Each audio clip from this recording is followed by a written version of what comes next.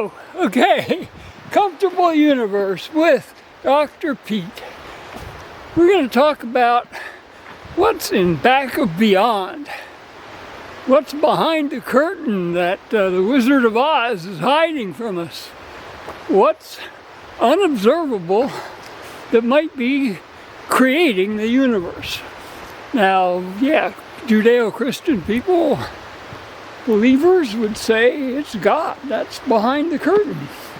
That's what's up there in the ineffable space that created the universe. And our little story, which I'm calling the Song of Everything, tells us that there's something you can have faith in, sort of the absolute minimalist,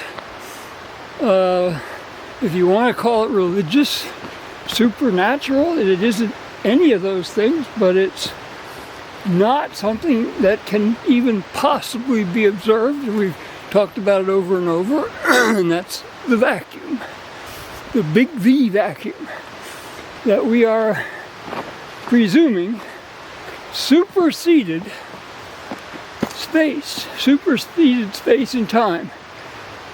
It occurred, so-called existed, but again, we're getting into that thing where you can't really talk about it before, but not in the terms of time, before our universe formed.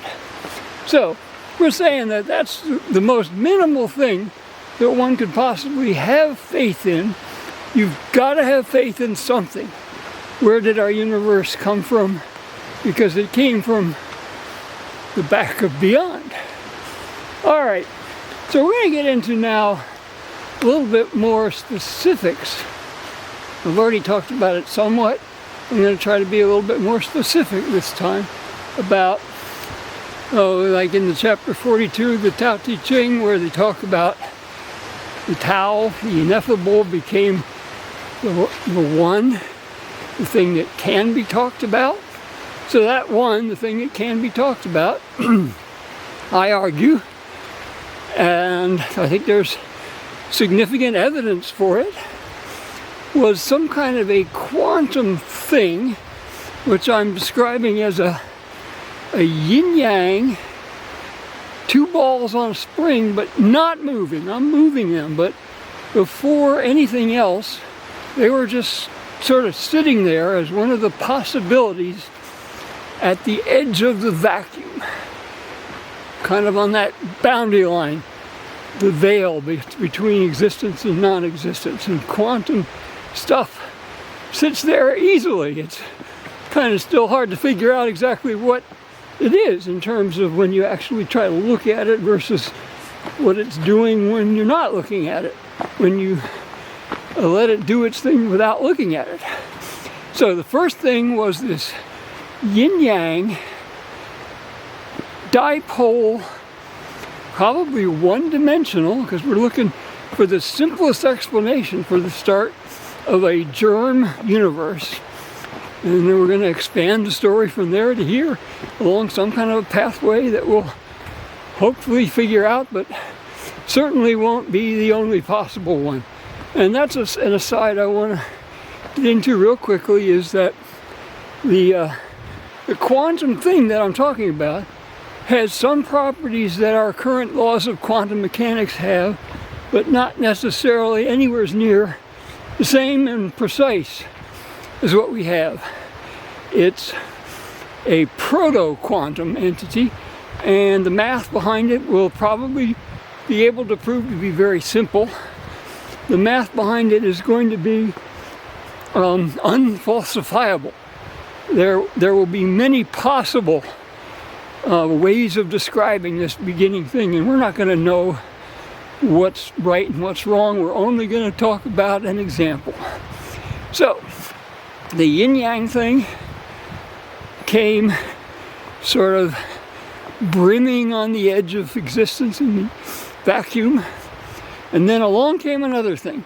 And the other thing that came along, we're arguing, is the other main component of our universe. general relativity, the thing that produces gravity, the thing that produces space and time. So, the yin-yang, and I'm going to call it the yin-yang-on, the YY-on, is a particle. It sits there waiting for something to happen, and along comes this general relativity gravity thing that I'm calling, well, I'm going to call it the Qi-on, just because that's a vital, that's the Chinese word. Qi is the word for vital force. It makes that yin-yang particle start to vibrate, start to move. It's what I'm calling it, I think I've already described it before, is kind of a particle pair of a squeezer and a balloon, which can be translated in our observable universe into something like what they call de Sitter space and anti-de Sitter space, which are sort of opposites that both have just nothing in them, no matter or anything. But they have a squeezing and an expanding characteristic, which they describe as vacuum energy, negative vacuum energy and positive vacuum energy. Whether that's true or not, we don't know for sure. And this initial general relativity space-time creating object, again, does not have to have anywhere near all the complexities that Einstein's general relativity has.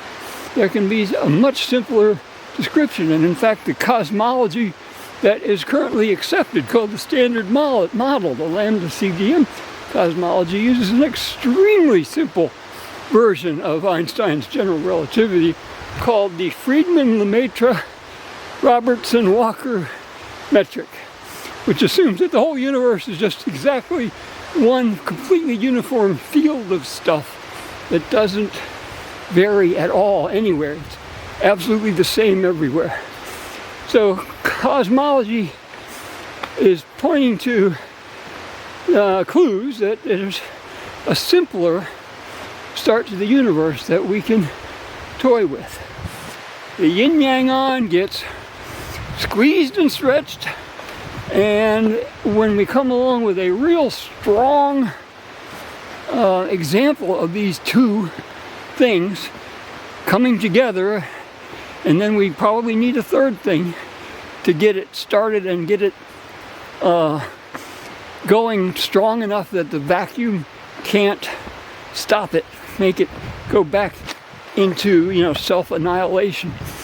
But those two things came along, and the squeezer part squeezed the yin-yang thing to an extremely high density, and that produced the initiation of inflation. The cosmic inflation that science knows is almost for sure something like it is underlying our universe. So we get inflation. Inflation can only last if the vacuum lets it. If the vacuum somehow, like in a very random fluctuation of quietness, the vacuum becomes flat and not so extremely roiling and noisy like it normally is. And I'm calling that a particle called the vacuon. And it's not really like other kinds of particles. It's a sort of a gap in the random fluctuations of the vacuum, which would have to happen in every, in an infinite, completely lawless vacuum. You will get these little random fluctuations from time to time, and some of them, very rarely, will get really big. So, we've got inflation exploding, creating the entire observable universe, starting with these two little things, the yin-yang-on and the Qi-on, and allowed to create a big enough block universe by this vacuon that we got the thing started. We're in business. Hooray! Time to sit back and celebrate. I'm going to bring in the Easter Bunny scenario next, so I've brought the Easter Bunnies in to celebrate with us, and this is all we're going to talk about right now. Next, we're going to talk about how the Easter bunnies give us a real good idea of how this works in a more, sort of sense that we can understand. We've got to look at the perspective of the Easter bunny as this gets started, and we'll do that in the next video. Thank you for paying attention, or maybe you didn't, but thank you anyhow. Take care. Bye-bye.